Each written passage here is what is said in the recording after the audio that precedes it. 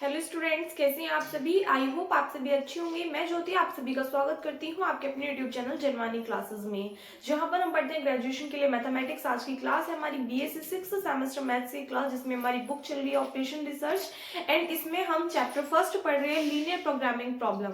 सो देखिएगा, इसकी exercise first तक हम लास्ट लेक्चर में कंप्लीट कर चुके हैं। आज स्टार्ट करेंगे एक्सरसाइज सेकंड पे बेस्ड क्वेश्चन। तो पहले एक दो एग्जाम्पल है जो कि एग्जाम के पॉइंट ऑफ व्यू से इंपोर्टेंट है, तो उसको कवर करेंगे एंड देन उसके बाद में हम अपनी एक्सरसाइज स्टार्ट करेंगे। जैसे कि मैंने कल आपको बता दिया था कि इस एक्सरसाइज में हम करने वाले कौन से क्वेश्चंस हैं जो कि ग्राफिकल मेथड पे बेस्ड होंगे। यानी कि जैसे कि हमारी फर्स्ट एक्सरसाइज थी, तो फर्स्ट एक्सरसाइज में क्या था कि हमें प्रॉब्लम्स गिवन थी, तो उस कंडीशन में हमें क्या करना था, उन प्रॉब्लम्स को फॉर्मेट करना था एलपीपी की फॉर्म में। एलपीपी यानी कि लीनियर प्रोग्रामिंग प्रॉब्लम की फॉर्म में। तो उसके लिए हम मिनिमाइज या मैक्सिमाइज कंडीशन निकालते थे, ऑल्सो हम कॉन्स्टेंट्स निकालते थे। कॉन्स्टेंट्स क्या होते हैं? रेस्ट्रिक्शंस होते हैं, ऑल्सो नॉन निगेटिव रेस्ट्रिक्शंस। तो उस फॉर्म में हमें क्या करना होता था, प्रॉब्लम से ये सारी चीजें खुद से फॉर्मुलेट करनी होती थी एंड देन हमारा आंसर आता था। अब क्या होगा कि क्वेश्चन जो होगा वो ऑलरेडी आपको फॉर्मेट होगा किस फॉर्म में? एलपीपी की फॉर्म में। और आपको क्या करना होगा, उसका ऑप्टिमल सॉल्यूशन फाइंड आउट करना होगा। अब ऑप्टिमल सॉल्यूशन फाइंड आउट कैसे करते हैं, इसके कितने मेथड्स है? कल मैंने आपको बताया था कि 3 मेथड्स है। कौन कौन से? ग्राफिकल मेथड है, एनालिटिक मेथड है और थर्ड है हमारा सिंप्लेक्स मेथड। सिंप्लेक्स मेथड जो है वो हम आगे आने वाले चैप्टर्स में पढ़ेंगे, क्योंकि वो अपने आप में खुद एक कंप्लीट चैप्टर है। ठीक है, तो सबसे पहले जो आते हैं हमारे बच्चे कितने? 2, ग्राफिकल मेथड और एनालिटिक मेथड। अब ये यूज कैसे कैसे होते हैं? जो भी हमारे पास में ऑब्जेक्टिव फंक्शन होता है, ऑब्जेक्टिव फंक्शन कौन सा होता है? जो हमारा z is equal to something होता है, यानी कि जो भी हमारी मिनिमाइज या फिर मैक्सिमाइज कंडीशन होती है, वो वाला जो हमारी इक्वेशन बनती है। ठीक है, तो वो z जो होता है वो क्या कहलाता है? हमारा ऑब्जेक्टिव फंक्शन। यदि वो 2 वेरिएबल्स का होगा, 2 वेरिएबल्स का मतलब z किस फॉर्म का होगा? x1 plus x2। ठीक है, इनके कोफिशिएंट कुछ भी हो सकते हैं। तो अगर 2 वेरिएबल्स में होगा ऑब्जेक्टिव फंक्शन, तो हम उसको किससे सोल्व करेंगे? ग्राफिकल मेथड से सोल्व करेंगे।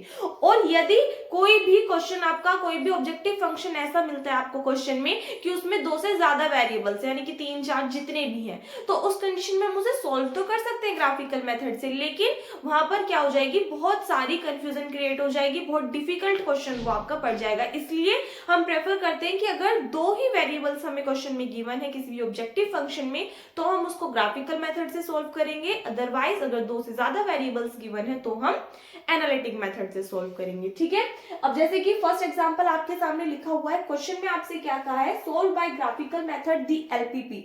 आपको इस लीनियर प्रोग्रामिंग प्रॉब्लम को सोल्व करना है किससे? ग्राफिकल मेथड की हेल्प से।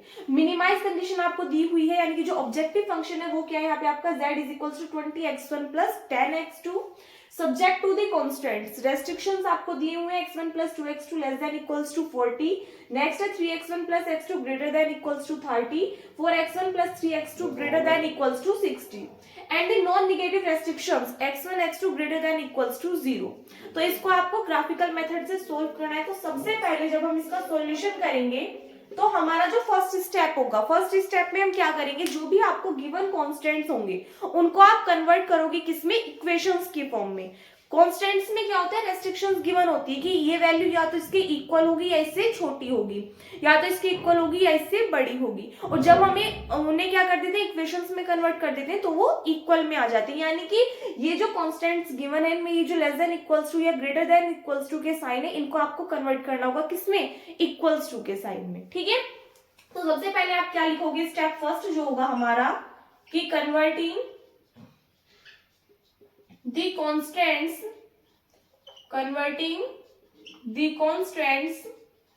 into equation we have। क्या क्या आएंगे आपके पास में इक्वेशंस? सबसे पहले अगर आप फर्स्ट कांस्टेंट को देखो तो यहां से आपको इक्वेशन क्या मिलेगी? x1 plus 2x2 is equals to 40। फिर अगर आप सेकंड वाले कांस्टेंट को देखो, इससे आपको इक्वेशन क्या मिलेगी? 3x1 plus x2 is equals to 30। Next अगर आप देखो तो 4x1 plus 3x2 is equals to 60। ये कंडीशन आपको मिली। अगर हम नॉन नेगेटिव रेस्ट्रिक्शंस के लिए देखेंगे तो x1 x2 क्या आ जाएगा? 0। एंड अगर हम नॉन नेगेटिव रेस्ट्रिक्शंस के लिए देखेंगे तो x1 भी 0 मिलेगा आपको और x2 भी 0 मिल जाएगा। क्लियर है बात? तो ये हमारे पास में इक्वेशंस आ गई जो कि हमने कन्वर्ट किए किससे? कांस्टेंट से इक्वेशन में। अब जो हमारा सेकंड स्टेप होगा, सेकंड स्टेप क्या होगा? इन ये जो हमारे पास में इक्वेशंस आई हैं इन्हें हमें ड्रॉ करना होगा किस पे, ग्राफ पे। तो आप क्या लिखोगे, draw these equations, draw these equations on the graph.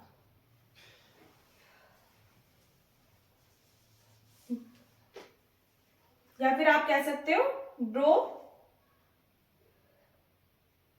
These lines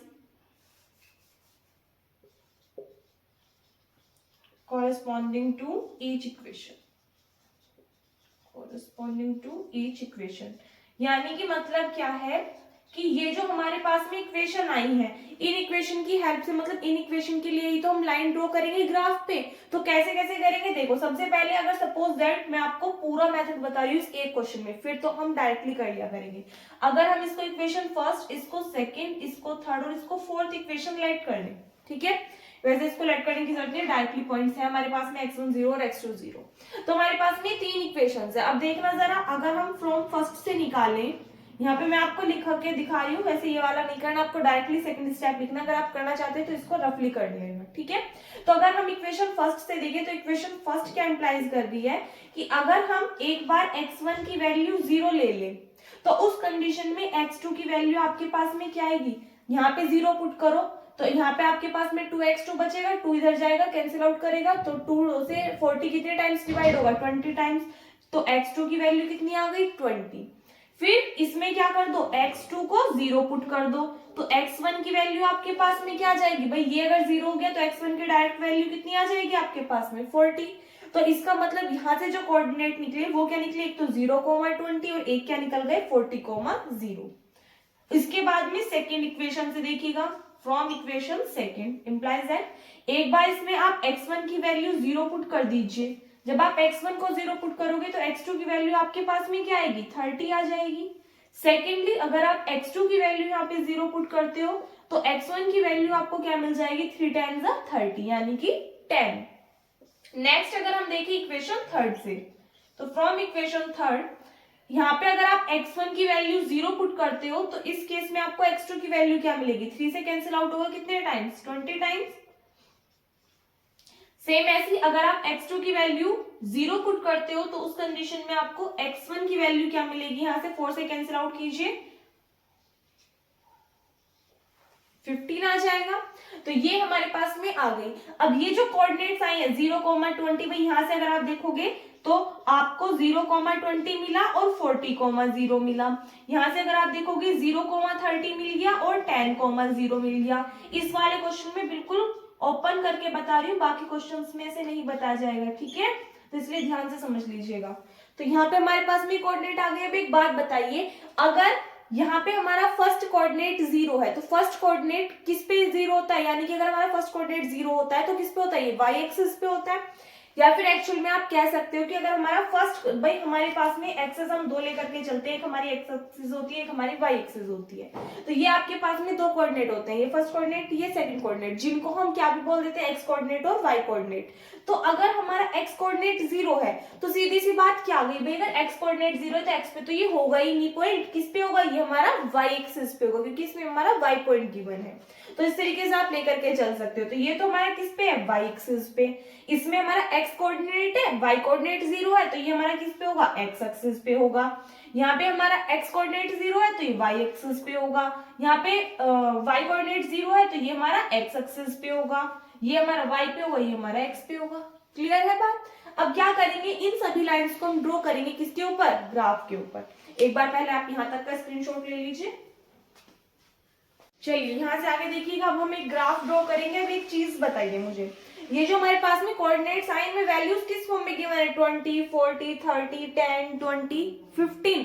अगर हमारा 15 ना होता तो उस कंडीशन में जो हम ग्राफ पे पॉइंट लेट करते वो किस फॉर्म में लेट कर लेते, 10, 10 की पॉइंट पे, यानी कि 10, 10 की डिस्टेंस पे, 10 हो गया, 20 हो गया, 30 हो गया, 40 हो गया। लेकिन इस 15 ने आके गड़बड़ कर दी। अब हमें क्या करना पड़ेगा, 5, 5 के डिस्टेंस पे क्या करने पड़ेंगे, अपने पॉइंट्स लेट करने पड़ेंगे। ठीक है, तो सबसे पहले ग्राफ ड्रॉ करते हैं। यहाँ पे यहाँ तक का दिखाई दे रहा है आप सभी को। सो यहाँ से आगे देखिएगा, यहाँ तक का क्लियर दिखाई दे गया। ये हमारी एक्स एक्सिस हो गई और ये हमारी क्या हो गई यहाँ पे वाई एक्सिस। तो 5 पॉइंट की डिस्टेंस पे पॉइंट लाइट कर दीजिए और हमें कहाँ तक जाना है, 40 तक जाना है। तो 40 तक एक्स एक्सिस पे, और अगर हम देखें वाई एक्सिस पे तो हमें ओनली 30 तक ही जाना है। तो जहां तक भी आपका मन करे आप पॉइंट लाइट कर सकते हो।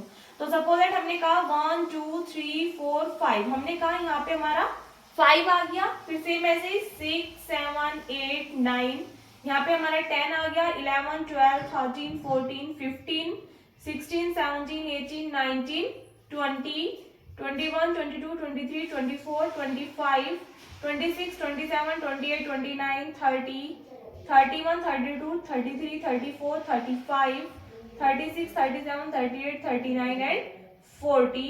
उसके बाद में आप पॉइंट लाइट कर सकते हो यहाँ पे 45 तक, ये हमने मान ली।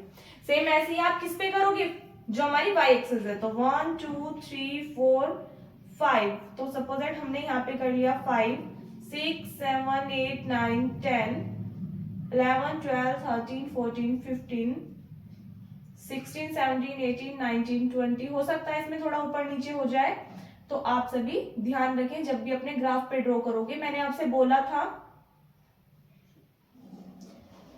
कि आपके पास में जो कोई भी पुरानी प्रैक्टिकल की नोटबुक वगैरह हो उसमें से पीछे से पेजेस ले लेना, या फिर मार्केट में इजीली मिल जाते हैं ग्राफ पेपर, उन पे लेकर के ये वाले क्वेश्चंस जो है आप एक बार ट्राई करें जरूर से, ठीक है।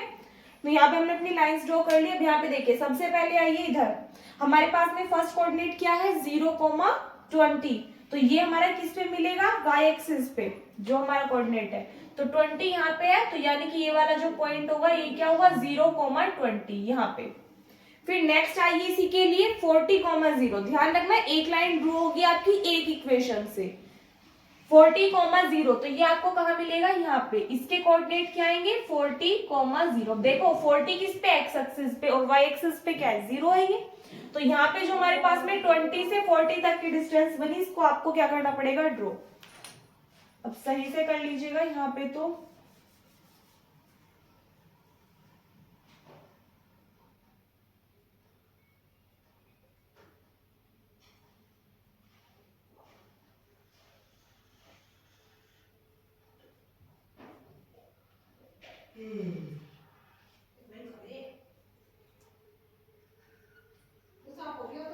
तो ये हमारे पास में क्या आ जाएगी, एक लाइन आ जाएगी। इसके बाद में सेकंड देखिएगा, कोऑर्डिनेट क्या है 0,30, तो ये आपको कहाँ मिलेगा, वाई एक्सिस पे। तो 30 कहाँ है, ये रहा। तो यहाँ पे इस पॉइंट के कोऑर्डिनेट क्या आएंगे 0,30। फिर 10,0 है इस इक्वेशन के लिए, तो 10,0 आपको कहाँ मिलेगा, यहाँ पे। तो इस पॉइंट के कोऑर्डिनेट क्या आ जाएंगे 10,0। तो अब आपको क्या ड्रॉ करना पड़ेगा, यहाँ से लेके यहाँ तक एक लाइन ड्रॉ करनी पड़ेगी ये।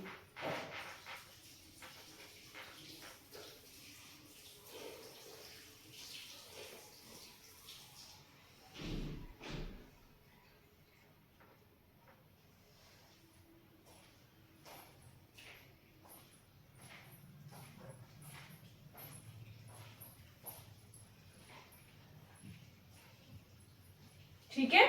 फिर इसके बाद में आगे देखिएगा, नेक्स्ट है पॉइंट 0,20, तो ये कहां मिलेगा आपको, एक सेकेंड, 0,30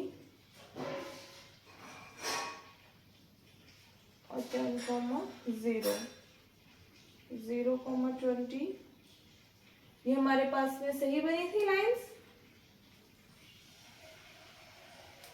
ठीक है। फिर यहाँ पे अगर आप देखोगे 0,20, तो ये हमारा पॉइंट तो यहीं पे 20 पे, और यहाँ पे हमें क्या मिल रहा है एक्स एक्सिस पे 15,0, यानी कि ये वाला पॉइंट क्या जाएगा आपके पास में 15,0। तो अब आपको 20 को अटैच करना होगा किससे, इस 15 से।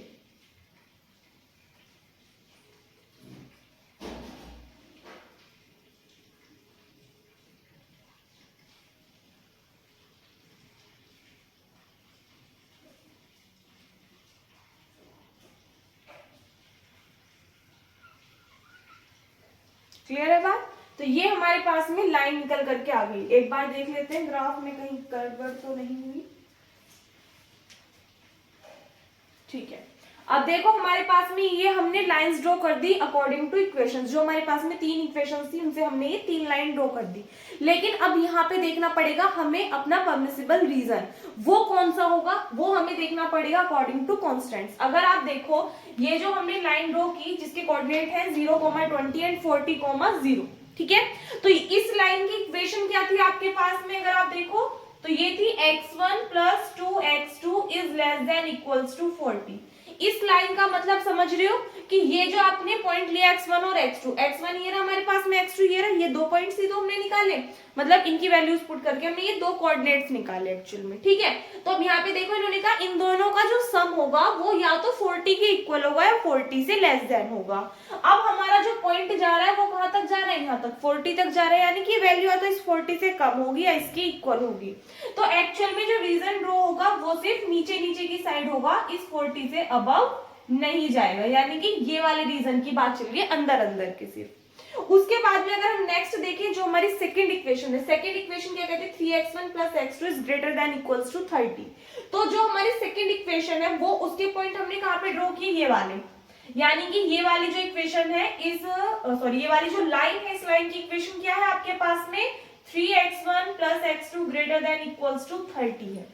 क्लियर है बात। अब यहाँ पे देखो कि ये टर्म्स जो है 30 के तो इक्वल है, 30 से ग्रेटर देन है, यानी कि 30 से लेस देन नहीं। अब 30 से ग्रेटर देन का मतलब समझ रहे हो कि लाइन तो है हमारी ये वाली, लाइन ये वाली है, पॉइंट 30 हमें यहाँ मिल रहा है, इसका मतलब अगर हम ऊपर की साइड गए तो हमें 30 से अबव पॉइंट मिलेंगे और नीचे गए तो कम मिलेंगे। तो हमें क्या चाहिए, वैल्यूज ग्रेटर देन चाहिए 30 से। तो इसका मतलब इस लाइन से ऊपर की तरफ जाना है। अब इस लाइन से ऊपर की तरफ जाने का मतलब क्या है कि देखो इस वाले रीजन को तो हम नहीं ले सकते क्योंकि यहाँ पे ये हमारा 40 से अबव चला जाएगा, जबकि हमें क्या रहना है 40 से नीचे रहना है। तो ये वाला रीजन तो हम ड्रॉ नहीं करेंगे, तो बचा कौन सा, यहाँ से लेके यहाँ तक का। अब इसका मतलब इस लाइन से ऊपर वाली शेडेड एरिया हमें लेना है, इससे भी ऊपर का लेना है, ये वाली जो लाइन है इससे भी हमें कैसे लेना है, ऊपर का। लेकिन अभी नहीं ले सकते क्योंकि इसके बाद में एक और लाइन आ रही है, तो पहले हमें उसकी इक्वेशन लिखनी पड़ेगी। अगर हम थर्ड लाइन देखें तो थर्ड लाइन की इक्वेशन क्या है आपके पास में, ये रही। तो यहाँ पे अगर आप देखो इसमें इन्होंने कहा है this value is greater than equals to 60। Actual में जो हमने पॉइंट निकाले अगर हम इस कंप्लीट को डिवाइड करें, एक बात बताइए, ये जो हमने लाइन ड्रॉ की हमारी आ रही है यहाँ से लेकर के यहाँ तक, ठीक है। तो इसे अगर हम 3 से डिवाइड कर दें तो ये 4/3 x1 x2 greater than equals to 20 इस टाइप से आएगी। यानी कि ये जो वैल्यू आई हमारे पास में, अगर हम इस कंप्लीट कांस्टेंट को जो हमारे पास इक्वेशन आ गई, यानी कि एक्चुअल में इक्वेशन थर्ड को अगर हम कंप्लीटली डिवाइड करें किससे, 3 से। क्यों किया 3 से डिवाइड, क्योंकि हम देख रहे हैं कि हमारे पास में जो लाइन आ रही है वो इन दोनों पॉइंट्स के बीच में आ रही है, तो वैल्यू ऐसे लेकर के आ जाओ इधर की साइड जो कि इन दोनों में से कोई सी एक एग्जिस्ट करे। तो अब हमने देखा कि यहाँ पे ये जो वैल्यू है या तो 20 के इक्वल हो या 20 से बड़ी हो। अब 20 से बड़ी होने का मतलब क्या है कि अगर हमारे पास में देखो लाइन तो है ये वाली, इस वाली लाइन की इक्वेशन है ये, यहाँ पे लिख रही हूं मैं, क्या है लाइन की इक्वेशन एक्चुअल में, 4x1 + 3x2 greater than equals to 60, ये वाली थी। तो अगर हम इसके अकॉर्डिंग देखें, सॉरी यहाँ पे इक्वल्स टू का साइन लगाना क्योंकि हमारी क्या है इक्वेशंस हमने लेट करके तब इक्वेशंस के लिए लाइन ड्रॉ की, यहाँ पे कॉन्स्टेंट्स नहीं लिख रहे, ठीक है। तो अब यहाँ पे देखो हमने क्या देखा कि हमारी जो वैल्यू है वो 20 से ग्रेटर देन आनी चाहिए, वैल्यू 20 से ग्रेटर देन का मतलब क्या है कि ये जो हमारी लाइन है तो इसके लिए जो हम एरिया शेड करेंगे वो क्या होना चाहिए, अपर वाला, यानी कि 20 से ऊपर वाला, 20 से ऊपर वाला एरिया होना चाहिए। अब एक बात बताइए, ये वाला एरिया किसी में कॉमन है, नहीं है, तो इसको तो हम ड्रॉ नहीं करेंगे। फिर हमने ये वाला देखा, हमें इससे भी ऊपर जाना है तो हम इसको भी ड्रॉ नहीं कर सकते। तो हमारे पास में जो टोटल एरिया आ रहा है शेडेड वाला वो कौन सा आ रहा है, सिर्फ और सिर्फ ये वाला एरिया आ रहा है। तो इस वाले एरिया को आप क्या कर दोगे, अच्छे से शेड कर दोगे। अब ये नहीं 2 घंटे आप इसी की शेड में निकाल दो, इजीली लाइंस ड्रॉ करके किसी भी फॉर्म में आप इसको कर सकते हो। जैसे कि कोई भी बॉक्स है तो इसके अंदर इस टाइप से आप लाइंस ड्रॉ कर दीजिएगा, ठीक है, कि हमारा शेडेड एरिया हो गया। इस एरिया को हम क्या बोलेंगे, परमिशिबल रीजन। पॉइंट्स दे दीजिए इसको, सपोज दैट हमने कहा ये हमारा पी पॉइंट है, यहाँ पर ये लाइन दोनों मिली तो हमने कहा ये हमारा क्यू पॉइंट है, यहाँ पे दोनों लाइन आपस में टच कर रही है, हमने कहा ये आर पॉइंट है, ऑल्सो ये जो है ये हमने माना क्या कि ये हमारा एस पॉइंट है, ये वाला, ठीक है। तो जो हमारा नेक्स्ट स्टेप रहेगा यानी कि स्टेप थर्ड में आप क्या लिखोगे, द शेडेड रीजन कौन से वाला, PQRS, the shaded region PQRS is permissible region. अब यहाँ पे देखो जो भी हमारे पास में जहां जहां पर भी लाइंस जो है आपस में इंटरसेक्ट कर रही हैं, तो जहां पर भी लाइंस आपस में इंटरसेक्ट कर रही हैं उनके पॉइंट निकालिए। एक बार देखिए यहाँ पे Q पॉइंट पे लाइन इंटरसेक्ट कर रही है भाई, यहाँ पे तो अगर हम देखें इस पॉइंट के कोऑर्डिनेट तो क्या आ गए 40,0 आ गए।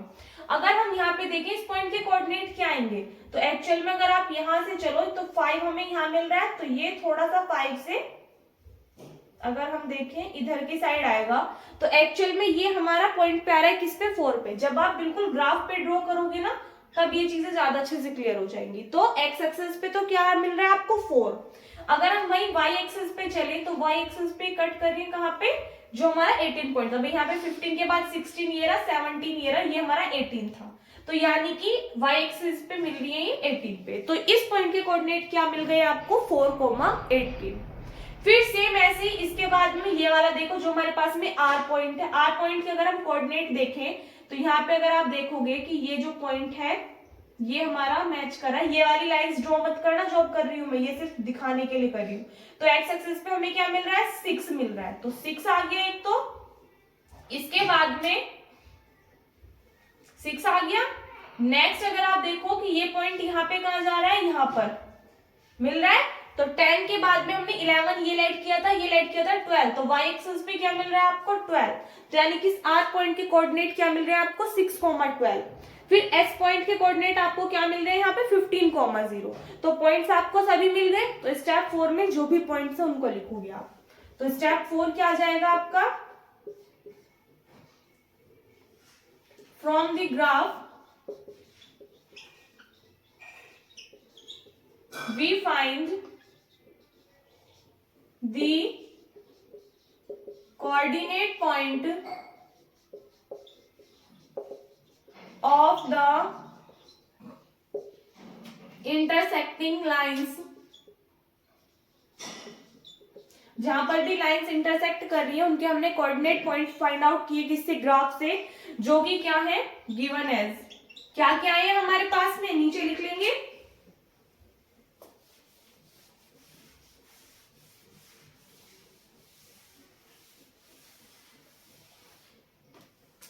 यहां से देखिएगा फर्स्ट हमारे पास में क्या है 40,0। नेक्स्ट पॉइंट हमने निकाला क्या है 4,18। फिर नेक्स्ट पॉइंट आया हमारे पास में 6,12 and the end point is 15,0। तो ये हमारे पास में 4 पॉइंट्स आ गए। अब हम इन 4 पॉइंट्स को, ये हमारे पास x1 की वैल्यू, ये x2 की, x1 की x2 की, x1 x2 x1 x2, इस तरीके से हम 4 दफे क्या करेंगे, ये पॉइंट्स किस में पुट करेंगे, जो भी हमारा ऑब्जेक्टिव फंक्शन है। तो जो हमारा ऑब्जेक्टिव फंक्शन है उसमें x1 और x2 के प्लेस पे एक बार ये वैल्यू, एक बार ये, एक बार ये, एक बार ये, चारों वैल्यूज पुट करके सॉल्यूशन फाइंड आउट करेंगे। तो एक्चुअल में z क्या है, मिनिमाइज कंडीशन है, मिनिमाइज कॉस्ट है, जो कि हमें फाइंड आउट करनी है। तो इन चारों में से जिनकी भी वैल्यू पुट करने पे z हमें मिनिमम मिलेगा, वही क्या होगा हमारा ऑप्टिमल सॉल्यूशन होगा इस गिवन एलपीपी का। क्लियर है बात। तो नेक्स्ट जो हमारा स्टेप 5 होगा, स्टेप 5 में हम क्या करेंगे, इन सभी वैल्यूज को पुट करेंगे एंड देन अपना सॉल्यूशन फाइंड आउट करेंगे। तो आप क्या लिखोगे, now the values of the objective function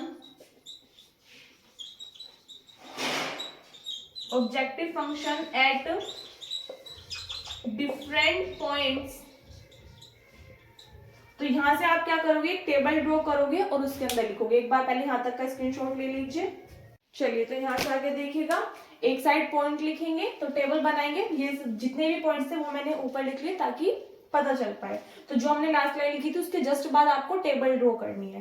तो टेबल में एक साइड तो आप पॉइंट्स लिखोगे x1, x2 लाइट कर लीजिए, ठीक है। और सेकेंड साइड आप लिखोगे वैल्यू ऑफ z।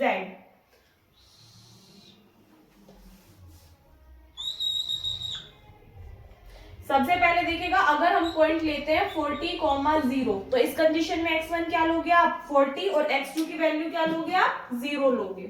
तो z की वैल्यू आपके पास में क्या आएगी, देखो 20x1, तो 20 मल्टीप्लाई x1 की वैल्यू कितनी है 40, फिर प्लस 10x2, x2 की वैल्यू क्या है आपके पास में 0, तो ये टर्म तो हो गई जी 0। तो इसका मतलब z की वैल्यू आपके पास में सोल्व करके कितनी आ जाएगी 600 आ जाएगी, 6 नहीं 800। ठीक है, तो ये हमारे पास में फर्स्ट के लिए हो गया। सेम ऐसे सेकंड पॉइंट के लिए देखिए, सेकंड पॉइंट क्या है 4,18, इसके लिए सॉल्व कीजिए तो z is equal to x1 की वैल्यू कितनी है 4, तो 20 मल्टीप्लाई 4 प्लस 10 मल्टीप्लाई 18, सोल्व कीजिए 80 प्लस ये आ जाएगा आपके पास में 180, सोल्व कर लोगे आप इसको तो आपके पास में वैल्यू क्या निकल करके आएगी 260।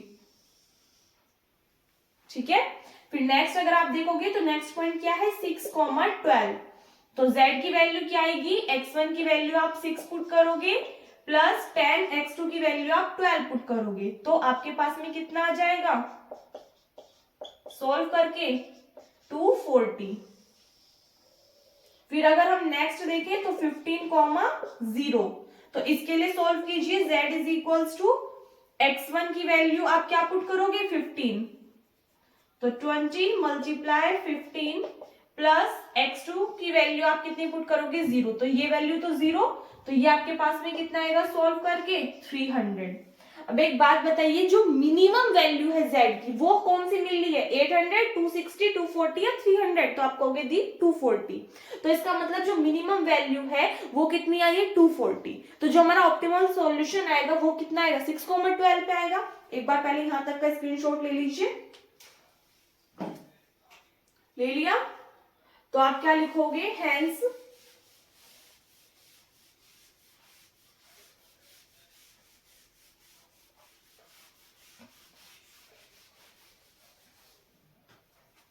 since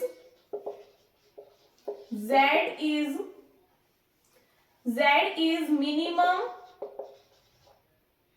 minimum at किस पॉइंट पे मिनिमम आया है 6,12 पे, तो hence the optimal solution of the given LPP, जो हमें लीनियर प्रोग्रामिंग प्रॉब्लम दी हुई थी, उसका ऑप्टिमल सॉल्यूशन किस पे मिलेगा आपको x1 is equals to 6 and x2 is equals to 6, x2 is equals to 12 and z is equals to, z की वैल्यू क्या है इन पॉइंट्स पे 240, तो that is our required answer of this question. ठीक है, आई होप आपको clear हो गया होगा अच्छे से, स्टेप बाय स्टेप हर एक चीज डिफाइन की है, इसका स्क्रीनशॉट ले लिया होगा आपने। अगर कोई भी बात आपको समझ में नहीं आती है, कोई भी प्रॉब्लम है, तो प्लीज कमेंट सेक्शन में बता दीजिएगा।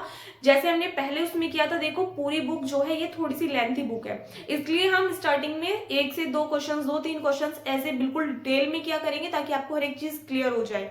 जब वो क्लियर हो जाए करेगी उसके बाद में फिर हम क्वेश्चंस को आपको थोड़ा डायरेक्टली बता दिया करूंगी ताकि आप उसको खुद से सोल्व कर लिया करो, क्योंकि होमवर्क से भी आपको क्वेश्चंस दिए जाएंगे, तो बाद में कोई भी कंफ्यूजन आपको क्रिएट ना हो। इसलिए जो भी क्वेश्चन में समझाया, अगर इसमें कुछ भी डाउट है, कोई भी टर्म समझ में नहीं आई है, तो आप कमेंट सेक्शन में पूछ लीजिएगा ताकि कल वाले लेक्चर में मैं आपको वो चीज क्लियर कर सकूं। सो इस वीडियो में बस इतना ही। आई होप आपको सब कुछ अच्छे से समझ में आ गया हो। वीडियो अच्छी लगी तो वीडियो को लाइक कर देना, अपने फ्रेंड्स के साथ में शेयर कर देना। अगर आप चैनल पर नए हो या फिर अब तक आपने चैनल को सब्सक्राइब नहीं किया तो प्लीज चैनल को सब्सक्राइब करके साथ में नोटिफिकेशन बेल को भी ऑन कर दीजिएगा ताकि आने वाली वीडियोस के नोटिफिकेशन आपको टाइम पर मिलते रहें। मिलते हैं नेक्स्ट वीडियो में। Thanks for watching.